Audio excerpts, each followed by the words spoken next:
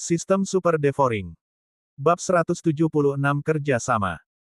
Jelaslah bahwa Yesuan bukanlah orang yang berhati lembut dan takut akan kesulitan. Jika dia benar-benar berpindah pihak ke pihak lawan, maka dinasti Tang kemungkinan besar tidak akan mempunyai peluang menang. Dia langsung menyesalinya dan berkata dengan dingin, "Baiklah, kalau begitu aku akan mundur selangkah. Kau membantuku, tetapi kau tidak bisa bertindak sendiri dan mendengarkan perintahku bila perlu." Yesuan juga mencibir. Tampaknya Tang Tian juga takut dia akan membelot ke pihak lawan. Ini yang terbaik, dia bisa menegosiasikan persyaratan. "Yang mulia, apa keuntungan membiarkan saya membantu Anda?" Yesuan tiba-tiba tersenyum. 100 kristal kualitas sedang. Tang Tian menjawab tanpa berpikir. Mendengar harganya, Yesuan tertawa terbahak-bahak. "Yang mulia, apakah Anda bercanda? Anda ingin menyenangkan saya hanya dengan 100 kristal kelas menengah. 100 kristal kelas menengah setara dengan 10.000 kristal kelas rendah, yang harganya hampir sama dengan harga tim yang beranggotakan 20 orang sebelumnya." Sebelum Tang Tian sempat berbicara, Yesuan berkata lagi, 2.000 kristal kelas menengah, kalau tidak, tidak jadi. Tang Tian segera berkata dengan tidak senang, "Kamu sangat sombong, apakah kamu tidak takut mati kelaparan? Kau pernah menyerangku secara diam-diam sebelumnya, dan aku belum menyingkirkanmu.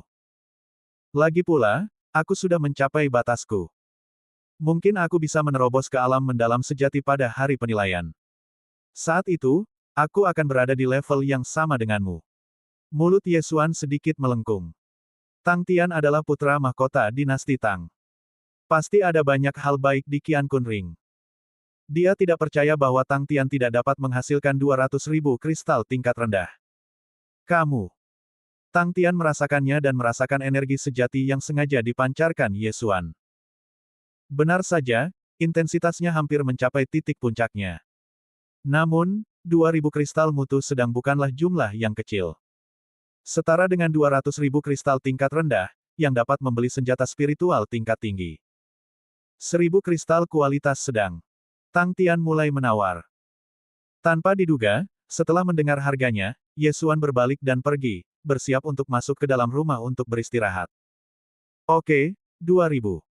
Tang Tianyi menggertakkan giginya dan setuju. Dia juga merasakan kekuatan Yesuan. Meskipun dia tidak sekuat dia, dengan bantuan Yesuan, dia akan memiliki kemampuan untuk menghadapi orang yang berada di tahap tengah alam mendalam sejati. "Haha, meskipun kristalnya tidak cukup, kita bisa menggunakan harta langka dari surga dan bumi." Yesuan tersenyum acuh tak acuh dan mengulurkan tangannya. Tang Tian menahan amarahnya dan mulai mengeluarkan berbagai benda dari Qiankun Ring. Lagi pula, harga beberapa barang sangat tidak stabil, jadi dia mengeluarkan banyak barang tambahan. Yesuan menerima semua hal ini dan berkata sambil tersenyum, "Yang mulia, saya akan mengasingkan diri selama 3 hari ke depan. Silakan kembali." Setelah berkata demikian, dia langsung masuk ke dalam rumah. Setelah merasakan kepergian Tang Tian, dia langsung menelan sebagian besar dari apa yang baru saja diperolehnya, menyisakan beberapa hal untuk digunakan di masa mendatang. Ding! Tuan rumah telah menerobos ke alam mendalam sejati. Saat perintah sistem berbunyi, seluruh energi sejati dalam tubuh Yesuan diubah menjadi energi mendalam. Inilah keuntungan dari sistem devouring. Bagi kebanyakan orang, butuh waktu untuk mengubah hakikat sejati mereka agar bisa menembus batas, tetapi dia mengubah semuanya dalam sekejap. Akhirnya mencapai alam mendalam sejati. Yesuan menyeringai, lalu mencoba lagi. Benar saja, dia masih tidak bisa menyatukan garis keturunan tingkat tinggi. "Lupakan saja, 45 juta poin melahap, biarkan aku melihat apakah ada hal baik yang baru." Yesuan membenamkan pikirannya dalam sistem melahap. Dengan setiap terobosan, sesuatu yang baru akan muncul, yang mungkin berupa seni bela diri, senjata, harta karun, dan garis keturunan. Perlu disebutkan bahwa ada batas atas jumlah garis keturunan, dan batas atas ini akan meningkat seiring membaiknya wilayah. Jika tidak, Yesuan pasti sudah menukar semua garis keturunan perantara itu sejak lama alih-alih memilih dan menggabungkannya dengan hati-hati. 3 hari berlalu dengan cepat. Ketika hari ketiga tiba, Yesuan sudah menunggu di tempat yang ditentukan. Tak lama kemudian, elang-elang yang terbang tinggi itu muncul lagi. Namun, yang mengejutkan Yesuan adalah tempat yang mereka kunjungi kali ini bukanlah lembah 3 hari lalu, melainkan lembah lain. Mungkinkah aturan perang dinasti kedua berbeda? Yesuan sedikit terkejut. Hal yang sama berlaku untuk Tang Tian yang ada di dekatnya. Ling Xiao Dapeng menempatkan 200 lebih orang itu di bawah tebing. Kemudian, sesepuh dari istana Ling Qiao berteriak, ini adalah lokasi perang dinasti kedua, dan lawanmu telah ditentukan, yaitu dinasti Song. Adapun aturannya, sangat sederhana, yaitu membunuh. Selama jumlah orang dari dinasti Zhou yang terbunuh kurang dari 50, Anda menang. Begitu pula, jika jumlah 200 orang yang terbunuh kurang dari 50, Anda kalah. Juga, tidak ada batasan waktu untuk ronde ini. Bab ini belum selesai, silakan balik halaman ketika kalimat ini diucapkan, lebih dari 200 orang yang hadir terkejut. Membunuh kurang dari 50 orang. Tidak ada batas waktu. Namun, aku memberimu kesempatan di sini. Kau dapat memilih untuk berhenti sekarang. Siapapun yang berhenti dapat memasuki rumah Huang. Yang Tai menambahkan. Dinasti Tang telah memenangkan pertempuran. Jika kalah kali ini, 20 orang akan memasuki dunia bawah. Akan tetapi, hanya 50 orang yang selamat dari lebih dari 200 orang, yang mana agak terlalu kejam. Terlebih lagi, lawan mereka adalah dinasti Song, yang bahkan lebih kuat dari dinasti Tang. Seketika, sebagian orang memilih mengundurkan diri dan jumlahnya cukup banyak. Brengsek. Tang Tian mengumpat dalam hati di tengah kerumunan. Pertempuran bahkan belum dimulai dan dinasti Tang mereka telah kalah setengah dari pertempuran. Orang-orang keluar satu demi satu. Yesuan membuat perhitungan kasar dan menemukan bahwa hampir 100 orang telah keluar. Dengan kata lain, hanya tersisa 100 orang. Ini bukan pertanda baik. Yesuan juga sangat tidak berdaya dalam hatinya. Tetapi dia juga mengerti orang-orang ini. Lagi pula, orang-orang ini bukanlah pasukan bunuh diri. Tidak perlu berjuang mati-matian. Cukup baik untuk bisa memasuki rumah Huang. Wajah Tang Tian telah tenggelam ke dasar. Dia menghabiskan banyak uang agar Yesuan membantunya, tetapi siapa yang tahu bahwa aturannya akan diubah? Bukankah ini suatu kerugian besar? Apakah ada yang ingin berhenti? Kalau tidak, mari kita mulai. Yang Tai melihat sekeliling lagi, lalu membiarkan Ling Xiao Dapeng terbang. Perang dinasti kedua dimulai. Setelah semua tetua dan wali pergi, seluruh tempat menjadi sunyi sejenak. Yang mulia, apa yang harus kita lakukan sekarang? Seseorang bertanya. Tang Tian melangkah keluar dan setelah berpikir sejenak, dia berkata, kita punya ratusan orang yang telah pergi, dan dinasti Song seharusnya juga punya beberapa, mungkin bahkan lebih, jadi kita tidak lemah. Namun, dinasti Song sangat kuat. Jika kita bertarung langsung, dinasti Tang pasti akan kalah. Pada saat ini, seorang pria tiba-tiba berjalan keluar dari samping. Yang mulia, saya punya rencana. Apakah Anda ingin mendengarnya? Semua orang menoleh dan melihat bahwa orang yang keluar tidak lain adalah Yesuan dari Kekaisaran tingkat rendah. Bab 177 Rencana. Anak ini tidak dibunuh oleh Lin Xirong. Mereka yang telah melihat Yesuan semuanya berpikir demikian. Baiklah, ceritakan padaku. Tang Tian mengangguk sedikit. Dia tidak dapat memikirkan solusi bagus untuk saat ini. Yesuan berjalan langsung ke tepi tebing, lalu meninju, menciptakan lubang besar di dinding batu. Rencanaku sangat sederhana. Yaitu menggali lubang, membiarkan semua orang masuk, dan hanya membiarkan mereka yang berada di puncak alam Zenyuan ke atas keluar untuk membunuh orang. Yesuan berkata dengan sederhana dan jelas. Rencana macam apa ini? Semua orang memutar mata mereka. Apakah ini rencanamu? Bagaimana jika gua ini ditemukan oleh seseorang, bukankah kita semua akan mati di sana? Ya, Song Juyu dari dinasti Song mungkin bisa menghadapi kita semua sendirian. Itu terlalu berbahaya. Kita tidak bisa melakukannya. Seseorang langsung keberatan. Tapi tidak mudah untuk menemukannya. Lihat ini. Kata Yesuan sambil menarik tangannya. Lalu, lubang besar yang baru saja diledakkannya menghilang secara ajaib. Apa? Semua orang terkejut. Susunan ilusi. Tang Tian langsung bereaksi dan berseru. Ye Xuan tersenyum dan berkata, ya, itu adalah susunan ilusi. Seperti yang Anda lihat, selama kita memasang susunan ilusi di pintu masuk gua, selama tidak ada yang menyentuh dinding batu, umumnya tidak akan ditemukan. Bahkan jika ditemukan, selama orang yang datang bukan seorang master, dia akan dikepung oleh ratusan orang. Metode ini bisa dilakukan. Tang Tian setuju. Formasi ini cukup bagus. Bahkan aku tidak bisa melihat petunjuk apapun. Lagi pula, tempat ini berada di bawah tebing. Kebanyakan orang tidak akan tinggal di sini. Selama kita tidak membuat suara apapun, tidak akan ada yang menemukan kita. Baiklah, aku juga setuju. Seseorang langsung menyetujuinya. Kecepatan perubahan ekspresinya begitu cepat sehingga Ye Xuan tercengang. Pada saat itu, mereka mulai menggali gua, lebih dari 10 meter di atas tanah.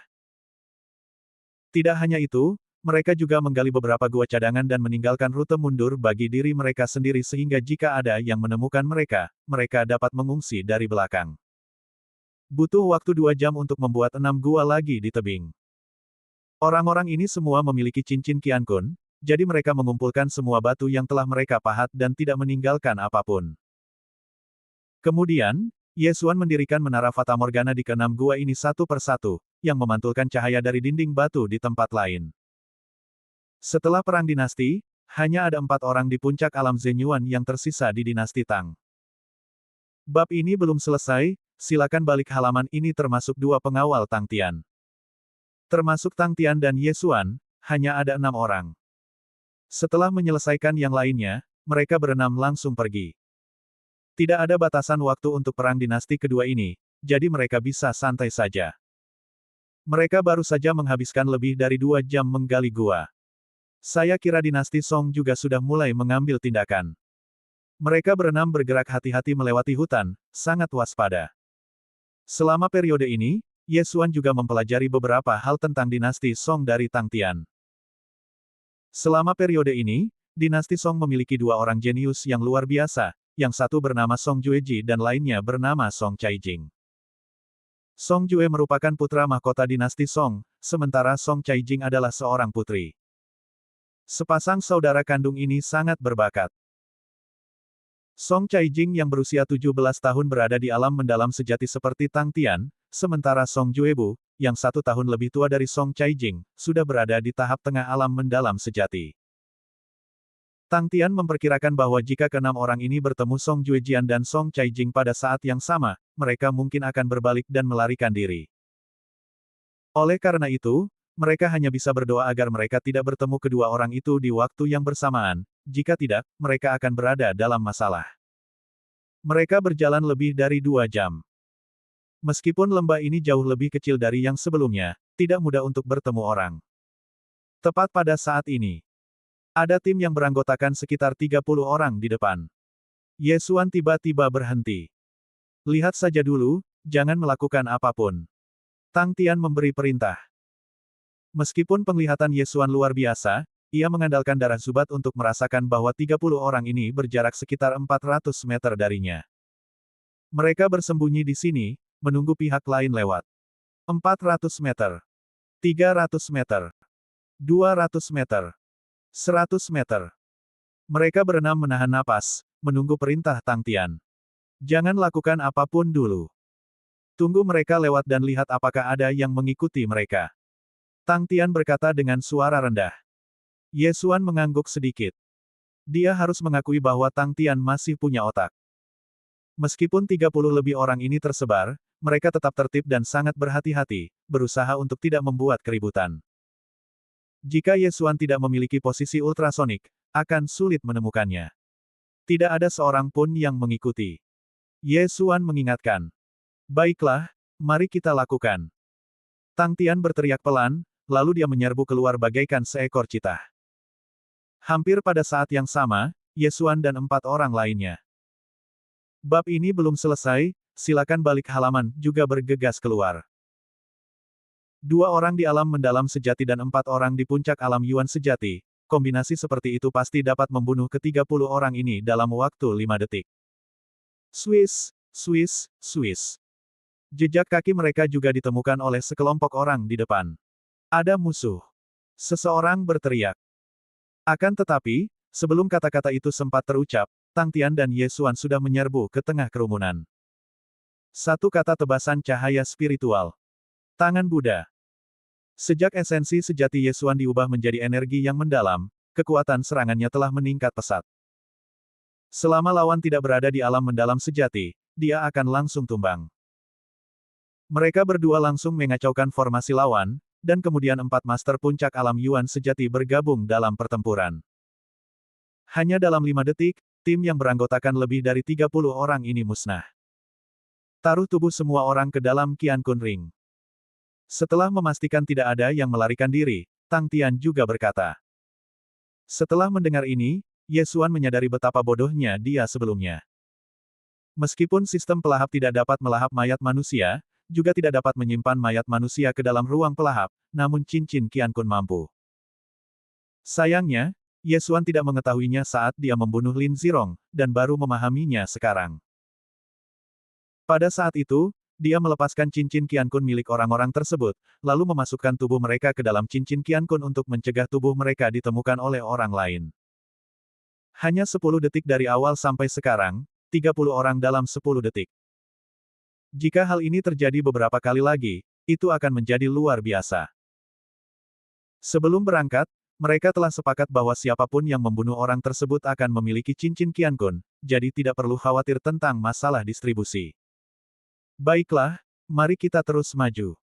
Tang Tian melihat sekeliling dan berkata. Dia merasa sedikit kesakitan sebelumnya, tetapi sekarang tampaknya Ye Xuan pasti sepadan dengan harganya. Yang terakhir tidak hanya tahu cara mengatur formasi dan memberinya nasihat, tetapi dia juga bisa melihat musuh dari jarak ratusan meter. Kadang-kadang, satu orang benar-benar dapat menentukan hasil perang. Pada saat ini, Tang Tian merasa bahwa ia melihat fajar kemenangan. Mereka bergerak maju sedikit lebih jauh dan kemudian bersembunyi lagi karena Ye Xuan menemukan tim lain.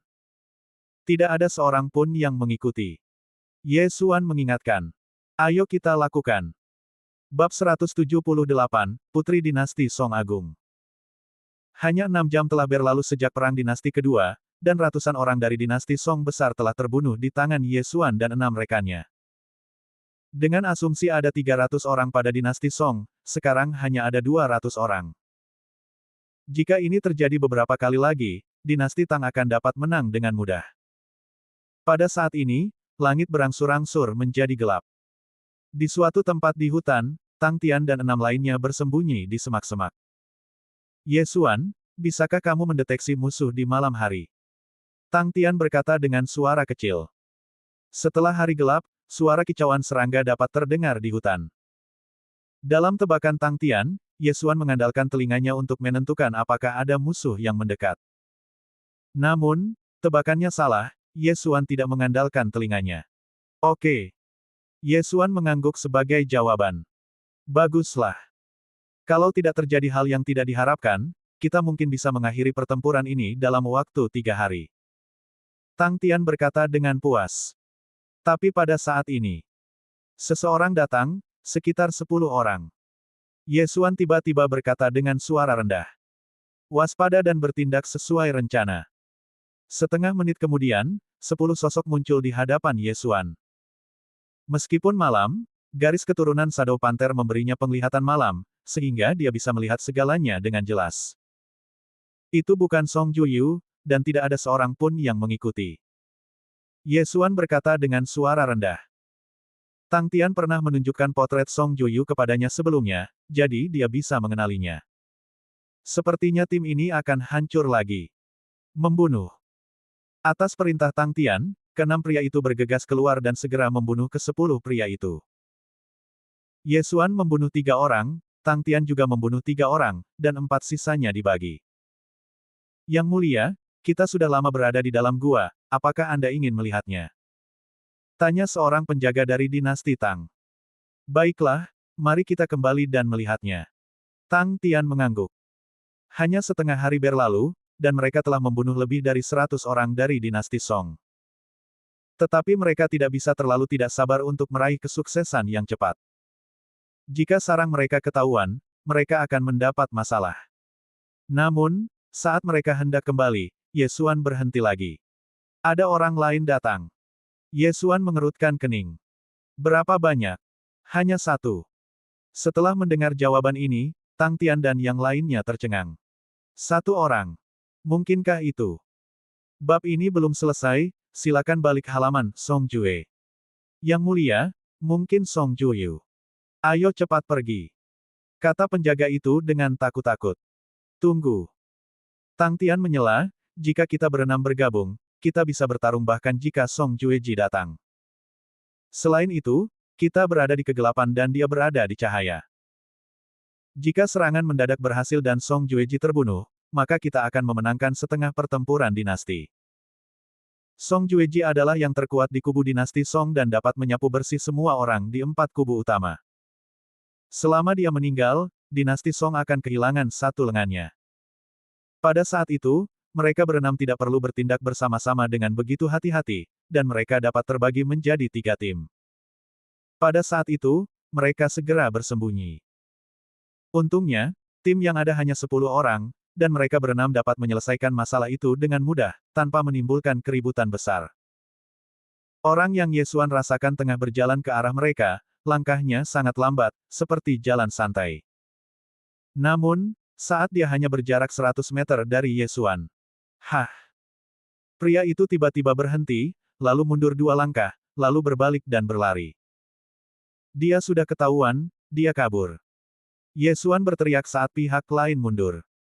Itu Song Caijing, kejar dan tangkap dia. Tang Tian berteriak. Ternyata orang yang masuk ke dalam jangkauan penginderaan Yesuan bukanlah Song Juyu, melainkan adik Song Juyu, Song Caijing yang berada di tahap awal alam Zhengxuan. Setelah Yesuan dan keempat orang lainnya mendengar kata-kata Tang Tian, mereka langsung mengerti. Dengan kekuatan mereka, seharusnya tidak menjadi masalah besar untuk menangkap Song Caijing. Selama mereka berhasil, mereka dapat mengancam Song Jue. Namun, Song Caijing juga seorang putri dari dinasti Song, dan statusnya tidak lebih buruk dari Tang Tian. Bagaimana mungkin dia tidak punya cara untuk menyelamatkan hidupnya? Kecepatannya sungguh cepat, ini pasti seni bela diri spiritual tingkat atas. Hati Yesuan bergetar. Dia merasa Song Caijing sudah berada 300 meter darinya. Jika butuh 1 atau 2 detik lagi, dia mungkin akan keluar dari lingkaran penginderaannya. Song Caijing adalah kunci kemenangan. Pada saat itu, Yesuan mengeluarkan busur pemburu bintang. Serang target dari jarak 100 langkah. Meskipun dia tidak dapat mengejarnya, anak panah itu lebih cepat daripada larinya. Dia bisa mengganggu rute pelarian Song Caijing dan membiarkan Tang Tian, yang juga memiliki seni bela diri spiritual tingkat atas, mengejarnya. Serangkaian anak panah spiritual langsung menembus batang pohon setipis kertas dan melesat di depan Putri Song, menyebabkannya dalam masalah besar. Bagus sekali. Tang Tian memuji dengan keras dan mengikuti Song Caijing dari dekat. Bab ini belum selesai, silakan balik halamannya. Song Caijing diganggu oleh busur dan anak panah Yesuan, kecepatannya melambat drastis, dan segera jaraknya ditutup oleh Tang Tian. Pada saat yang sama, dia juga mengenali Tang Tianlai. Tang Tian, apakah itu kamu? Suara yang jernih dan indah terdengar. Song Caijing, kau tidak bisa melarikan diri, menyerah saja. Tang Tian berteriak. Jangan coba-coba berpikir. Kalau kamu punya nyali, ikut saja aku. Kakakku pasti akan membunuhmu. Song Caijing berkata dengan marah. Dia tidak bodoh dan tahu bahwa Tang Tian ingin menangkapnya untuk mengancam Song Jue. Anda tidak bisa menipu saya dengan trik ini. Tang Tian tidak peduli sama sekali. Dia yakin bahwa Song Juecai dan Song Caijing pasti bertindak secara terpisah. Kalau begitu ikuti saja aku. Tatapan licik terpancar di mata Song Caijing. Tetapi kemudian dia menyadari bahayanya. Demi menghindari anak panah Yesuan, dia membuang banyak waktu, sehingga Tang Tian makin dekat dengannya. Orang yang menembakku dari belakang itu, aku akan mengingatmu. Jangan sampai aku menangkapmu, atau aku akan membunuhmu. Song Caijing sangat marah. Dia segera mengumpulkan energi misterius dalam tubuhnya di tenggorokannya dan berteriak keras. Seluruh hutan bergema dengan suaranya. Tidak bagus.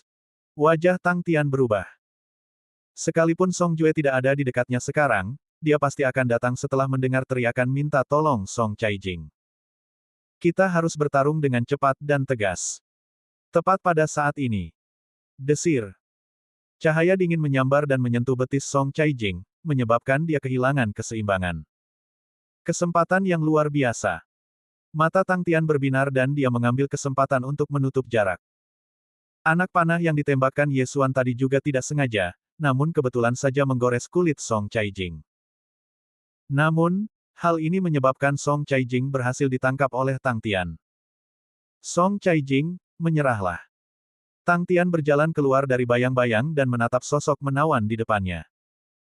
Song Caijing mendengus dingin, jangan coba-coba mengancam saudaraku. Bahkan jika aku mati, aku tidak akan pernah membiarkanmu berhasil. Kalau begitu berhentilah bicara omong kosong dan tunjukkan kekuatanmu yang sebenarnya dengan tanganmu. Tang Tian tidak berkata apa-apa dan menyerbu maju sambil menghunus pedang di tangan. Song Caijing juga tahu bahwa dia tidak bisa melarikan diri dan hanya bisa bertarung secara pasif. Dua kekuatan alam mendalam sejati terlibat dalam pertempuran sengit. Bab 179, Sandera Putri Dinasti Song Agung. Meskipun Tang Tian lebih tua dari Song Caijing, yang terakhir juga sangat kuat. Keduanya bertarung selama 3 ronde dan tidak ada satupun di antara mereka yang unggul. Namun, tujuan Tang Tian adalah untuk menunda Song Caijing. Ye Xuan, kemari dan bantu. Tang Tian berteriak. Pertarungan tingkat ini bukan lagi sesuatu yang bisa diintervensi oleh 4 orang di puncak alam Yuan sejati. Satu-satunya yang bisa membantunya adalah Ye Xuan. Pada saat ini, Ye Xuan juga bergegas mendekat. Dia menyimpan busur pemburu bintang dan bergabung dalam pertempuran. Kaulah yang melancarkan serangan diam-diam. Aku akan membunuhmu terlebih dahulu. Saat Song Caijing melihat Ye Xuan memegang busur pemburu bintang, dia tiba-tiba menjadi marah dan menikam Ye Xuan dengan pedang. Keempat dinasti besar semuanya dipenuhi mata-mata dari dinasti lain. Tang Tian mengetahui kekuatan Song Juyu dan Song Caijing. Demikian pula, Song Caijing juga tahu bahwa Tang Tian adalah satu-satunya orang di alam mendalam sejati di dinasti Tang. Karena itu, dia tidak menganggap serius Ye Xuan. Tetapi saat berikutnya, dia tahu dia salah. Di tengah kegelapan malam, Ye Xuan tiba-tiba bersembunyi dalam bayangan untuk menghindari pedang Song Caijing, lalu menamparkan perut bagian bawah Song Caijing, menjatuhkannya. Meskipun Ye Xuan belum pernah melihat Song Caijing, dia sekarang berada di medan perang dan harus mengerahkan segenap kemampuannya untuk menghadapi musuh. Akan tetapi, dia masih membiarkan banyak air masuk, kalau tidak tubuh Song Caijing akan terhantam olehnya. Oke. Tang Tian sangat gembira dan bergegas maju, siap untuk menculik Song Caijing. Namun, pada saat itu, tiba-tiba serangkaian langkah kaki yang tergesa-gesa terdengar di telinga semua orang. Sangat cepat. Tang Tian terkejut, lalu dia bereaksi. Namun saat dia hendak bicara, sebuah sosok setinggi 2 meter melompat keluar dari sampingnya. Orang ini memegang kapak panjang di tangannya dan menebas langsung ke mahkota Tang Tian. Desir. Tang Tian bukanlah orang yang mudah menyerah dan berhasil menghindari pukulan mematikan itu, namun dia tidak menghindar tepat waktu dan bahunya terpotong. Lagu Juyu. Tang Tian terkejut. Kali ini dia tidak berani lalai dan berbalik dan pergi dengan cepat. Yang mulia. Kedua pengawal yang baru datang itu berseru dan langsung melancarkan serangan ke arah bayangan hitam setinggi 2 meter itu. Mati. Sebuah suara keras terdengar, diikuti oleh kilatan cahaya putih, dan kepala kedua penjaga itu langsung terangkat ke atas. Bab ini belum selesai, silakan balik halaman, bunuh seketika. Adegan ini terjadi begitu cepat sehingga bahkan Ye Xuan tidak menyadari saat Song Jue muncul. Namun, ketika dia melihat Tang Tian salah satu lengannya terpotong dan hampir mati, dia langsung ingin mundur dan berbalik dan pergi. Kakak, kamu baik-baik saja.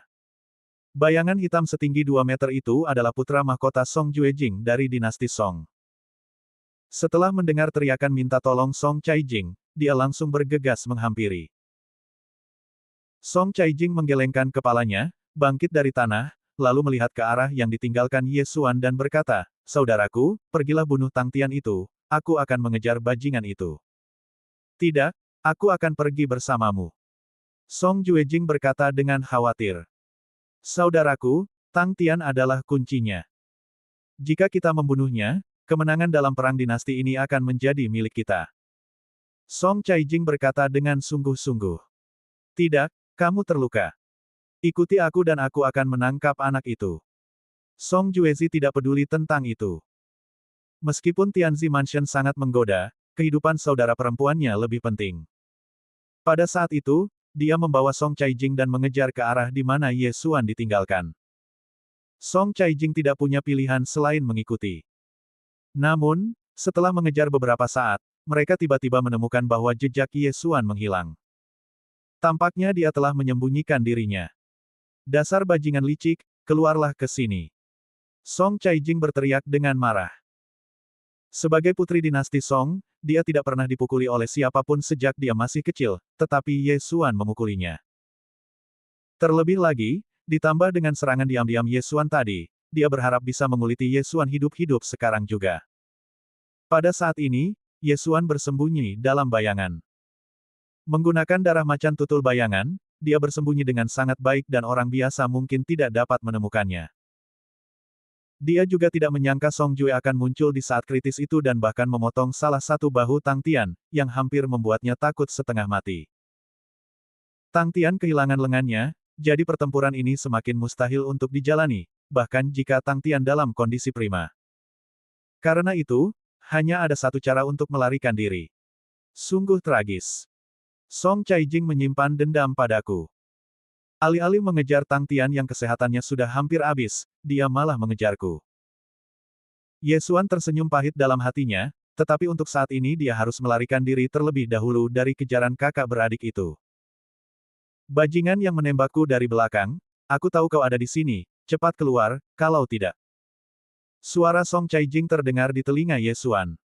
Pada saat ini, bab ini belum selesai. Silakan balik halaman, Ye Xuan juga memiliki firasat buruk di dalam hatinya. Ledakan. Tiba-tiba terdengar suara teredam. Ye Xuan berbalik dan melihat sebuah pohon besar tertiup menjadi dua bagian, tumbang, dan terbakar. Sial, ada bom lagi. Ye Xuan terkejut, dan pada saat berikutnya, dia melihat puluhan benda bulat terbang ke segala arah. Oh tidak, mundur. Ye Xuan segera berbalik dan pergi. Jika tempat ini dibakar, dia akan terbongkar. Aku menemukanmu, dan kau masih ingin pergi. Song Caijing bergegas mendekat. Song Juyu yang diam-diam mencari Ye Xuan juga menemukan Ye Xuan dan langsung berlari ke arahnya. Jangan terkecoh dengan perawakannya yang besar, tetapi dalam hal berlari, tidak ada seorang pun di dinasti ini yang dapat dibandingkan dengannya, bahkan Yan Wenlong dari dinasti Yan Agung, yang juga berada di tahap tengah alam mendalam sejati. Namun, setelah berlari beberapa langkah, Ye Xuan dengan cepat menghilang ke dalam bayangan lagi. Kecepatanku terlalu jauh di belakang Song Jue. Aku tidak bisa melarikan diri. Sepertinya ini satu-satunya cara. Ye Xuan berpikir dalam hati, dan dia dengan cepat membentuk segel dengan tangannya, lalu langsung bergegas keluar. Song Caijing, yang baru saja kehilangan pandangan Ye Xuan, menangkapnya lagi dalam sekejap dan bergegas tanpa berpikir. Namun, ketika dia hanya berjarak belasan meter dari Ye Xuan, kabut putih tebal tiba-tiba muncul, menutupi seluruh Ye Xuan. Pembentukan roh. Jangan pernah berpikir untuk melarikan diri. Song Caijing dengan naif mengira Ye Xuan ingin pergi, jadi dia menebas ke depan beberapa kali dan kemudian melangkah ke kabut putih. Kakak, jangan masuk. Song Jue terkejut dan berteriak tergesa-gesa. Sayangnya, Ye Xuan sudah mengambil tindakan sebelum dia berteriak. Pil kematian 7 hari, telanlah. Ye Xuan tiba-tiba menyerbu keluar dan menamparkan dada Song Caijing, lalu mengambil kesempatan itu untuk melemparkan pil ke tenggorokan Song Caijing, dan sekaligus menuangkan Xuan Qi ke dalam tubuhnya untuk membantunya memurnikannya. Aksi ini dilakukan sekaligus, dan Song Caijing tidak menyangka bahwa Ye Xuan tengah menyergap di sini. Dia juga menyadari bahwa pil yang ditelannya adalah racun, dan saat dia bereaksi, pil tersebut sudah ditelan. Patah. Sebuah tangan kekar mencengkeram leher Song Caijing dengan erat. Ye Xuan berhasil menaklukkan Song Caijing. Bab 180, mengancam Song Jue. Kakak. Song Jue datang terlambat.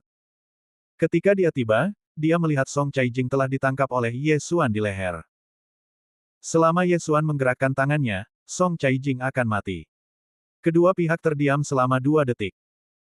Song Jueqi berbicara lebih dulu, lepaskan adikku, aku pun akan melepaskanmu. Ye Xuan telah melihat adegan ini berkali-kali di TV, dan dia tidak sebodoh itu. Aku baru saja memberi adikmu racun. Jika tidak ada penawarnya dalam 7 hari, kulitnya akan memborok di seluruh tubuhnya, lalu bernanah. Akhirnya, meridiannya akan robek dan dia akan mati. Ye Xuan tidak membuang-buang kata dan langsung ke intinya. Namun gejala-gejala itu palsu. Dia akan meninggal tiba-tiba setelah 7 hari. Itu tidak terlalu merepotkan. Setelah mendengar kata-kata ini, tubuh Song Caijing bergetar hebat, dan dia berkata dengan kejam, dasar penjahat hina dan tak tahu malu. Namun sebelum dia selesai berbicara, Ye Xuan memotongnya, diam, aku hanya menghentikanmu untuk melarikan diri. Tang Tiandu mengalami patah lengan, dan kamu tidak mengejarnya, tetapi mengejarku. Kamu Jalang Bau tidak jauh lebih baik. Dasar Jalang Bau, beraninya kau memarahiku. Song Caijing berkata dengan ngeri. Jangan pernah sebut-sebut aku akan memarahimu. Aku juga bisa membunuhmu. Ye Xuan mendengus dingin. Bajingan, aku pasti akan membunuhmu. Song Caijing sudah sedikit marah, tetapi dia ditahan oleh Ye Xuan.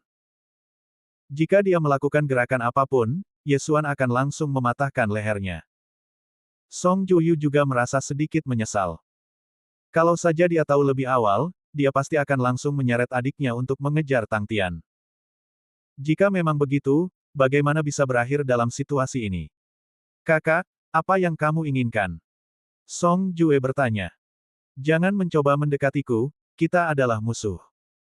Aku tidak ingin melakukan apapun, tetaplah di sini bersamaku sampai penilaian selesai. Kata Ye Xuan terus terang. Tidak, saudaraku, jangan khawatirkan aku, bunuh bajingan ini. Sebelum Song Jueji bisa berbicara, Song Caijing mengatakannya secara langsung, tetapi sebelum dia selesai berbicara, Ye Xuan mencubit tangannya, membuatnya tidak bisa berkata-kata. Aku sedang berbicara dengan saudaramu. Diamlah, bocah. Aku akan mencekikmu jika kau terus berbicara.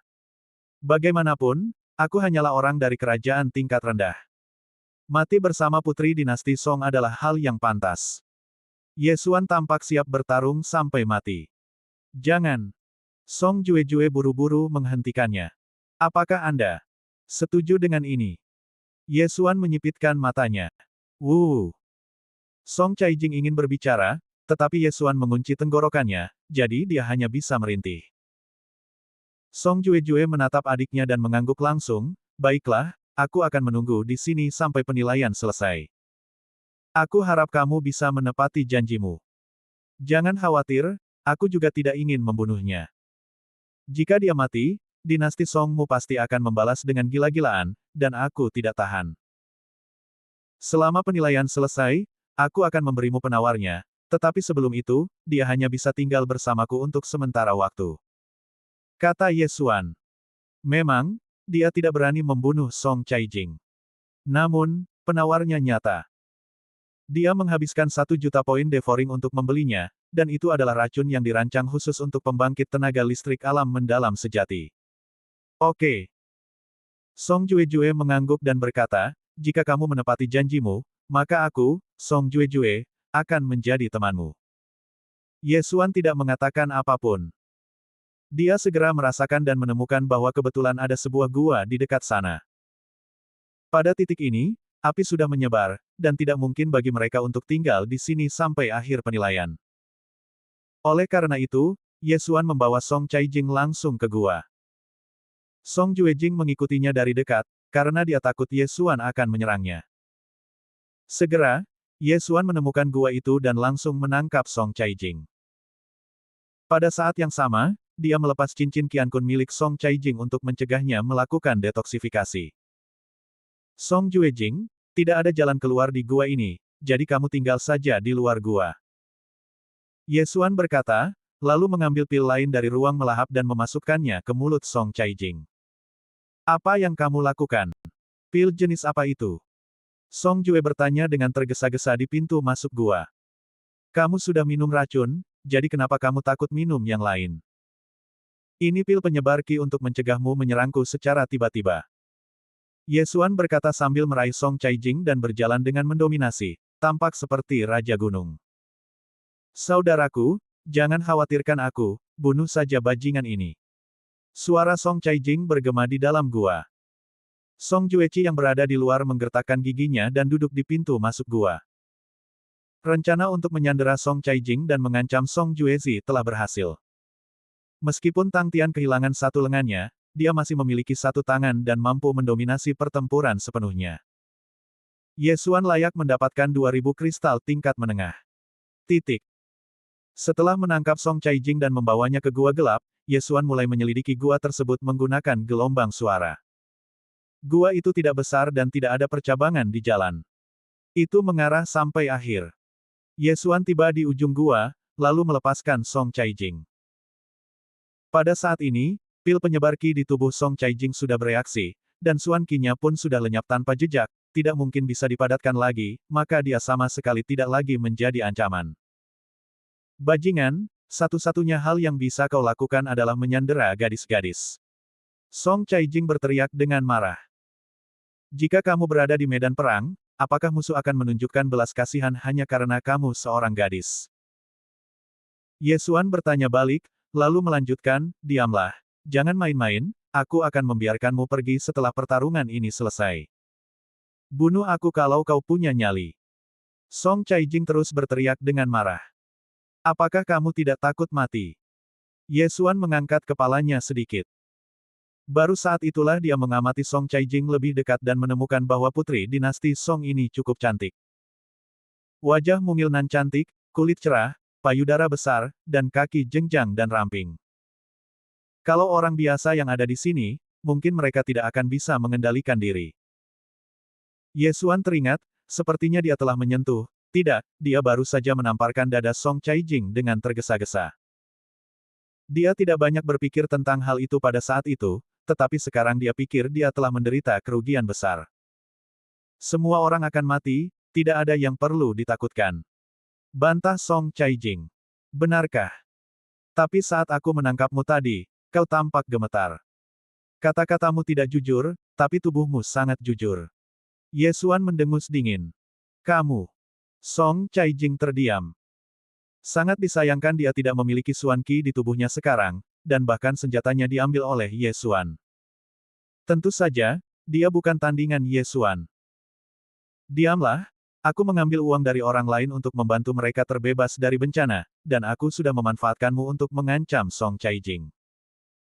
Namun, jika kau tidak patuh, jangan salahkan aku karena bersikap kejam. Ye Xuan melotot tajam ke arahnya, lalu mengeluarkan cincin Qiankun milik Song Caijing. Kau ingin kristal? Aku akan memberikannya padamu jika kau membiarkanku pergi. Song Caijing berkata dengan mata berbinar. Ye Xuan hampir tertawa terbahak-bahak. Dia menjabat cincin Qiankun di tangannya dan berkata sambil tersenyum, aku punya semua cincin Qiankun milikmu. Bahkan jika itu milik saudaramu, aku bisa mengambilnya. Di mana kamu mendapatkan kristal itu? Song Caijing terdiam sejenak, dan tiba-tiba teringat bahwa tidak banyak barang di dalam cincin Qiankun miliknya. Dia tidak menyita satupun harta rampasan dari pertempuran sebelumnya, dan dengan murah hati memberikan semuanya kepada orang lain.